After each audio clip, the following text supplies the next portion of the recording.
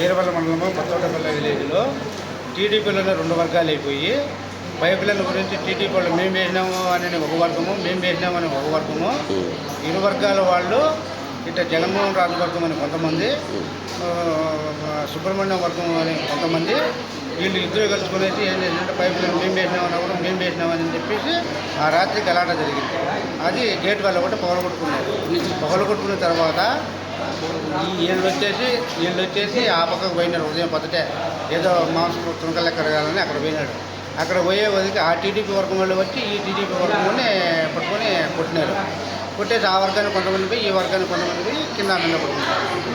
Bed మీద ఉన్నాడు. ఇంకో వర్గం వచ్చే నాకు హార్ట్ ప్రాబ్లం వచ్చిందని చెప్పేసి, కేసు అవుతుందని చెప్పి హార్ట్ ప్రాబ్లం వచ్చిందని చెప్పేసి, నాకు గుండె నొప్పి వచ్చిందని చెప్పేసి యాక్షన్ చేసి అతను పోయి ఉన్నాడు. ఈ 2 గంటల్లో ఇంకా పోలీసు వారు ఎవరికి న్యాయం జరుగుతారో ఎవరికి అన్యాయం చేస్తారో. వీళ్ళు సుబ్రహ్మణ్యం పడుతున్నాయి. బలమైన గాయాలు జరగడం వల్ల